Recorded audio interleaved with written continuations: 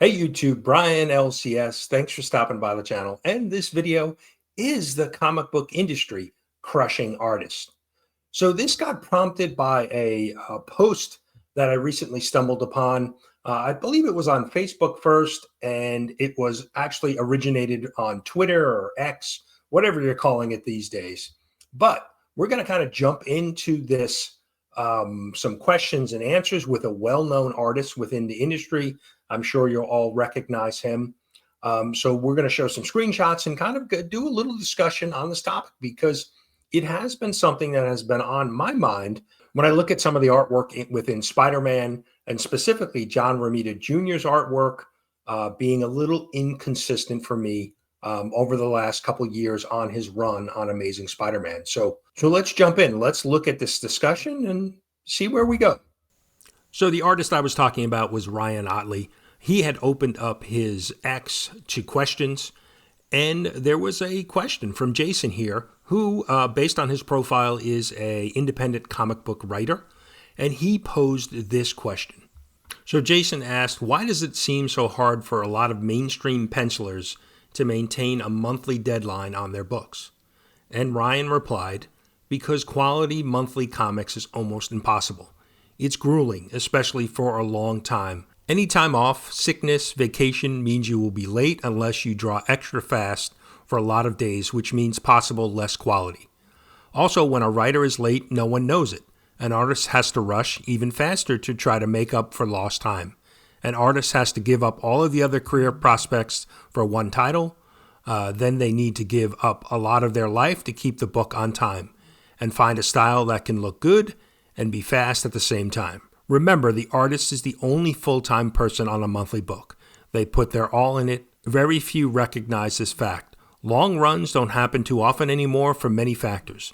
I'm glad I did it, but Invincible is the longest run I will have in my career for sure. So there's a lot to unpack there. And you think of it, you think of a standard, work day or work week and a work month.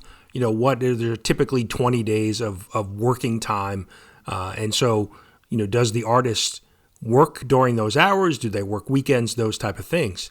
And then one of the things that came to mind right away for me was con appearances, right? When a artist creator makes a con appearance, they're eating up, 4 days of their time and travel. They're doing artwork there as well. In most cases to make some extra money. But that can be a big factor in any of the ongoing work that they're trying to accomplish. And then, too, you think of books, and I'll use Amazing Spider-Man again as the example, that are often published more frequently than only once a month. Amazing Spider-Man, we'll take a look. I think they're publishing at least 2, and in some cases 3 times a month. And so they don't have one artist on it, because how could one artist produce, 2 or 3 books, full books a month? It was almost impossible. But let's dig in. There's even more of this discussion that I wanted to highlight.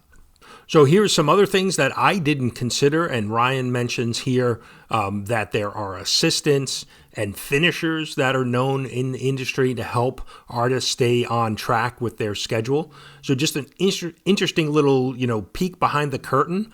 I did not know. We've heard things that sometimes inkers may do more for the penciler and things like that, but I wasn't aware that there are, people touching up potentially, a main artist work to keep books on time.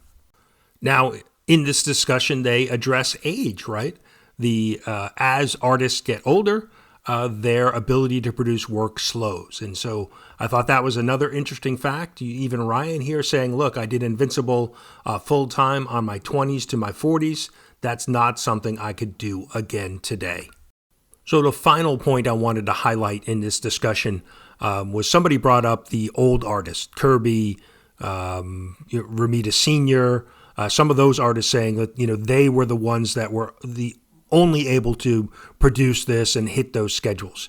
And Otley, has a different take on that. He says, no, there's a number of modern artists who have been able to accomplish that.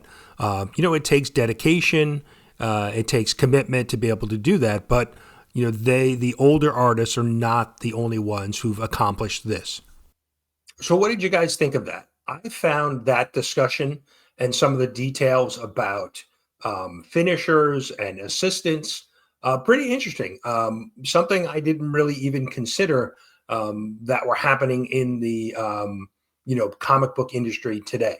But would really like to hear from artists in the community. I mean, I'd like to hear from everybody, but artists, because one of the things that I don't understand is an artist style changing. Like, unless it's something that they've decided to do, like they're trying new things, new techniques, I'm struggling with that. If somebody has a particular style, they continue to draw that way, and that it wouldn't change due to age, maybe their ability to produce the amount of work that they could produce.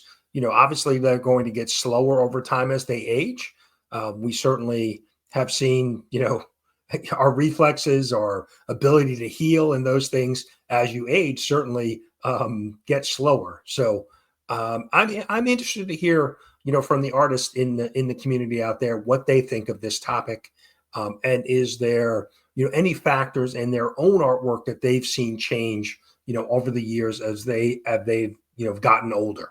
So love to hear your thoughts. Drop me a comment. And as always, thanks so much for watching. And we'll see you next video. Hey, YouTube, Brian LCS. Thanks for stopping by the channel. And this video is the comic book industry. Is the comic book industry. Industry. Mimi? Industry. Is the comic book industry crushing artists?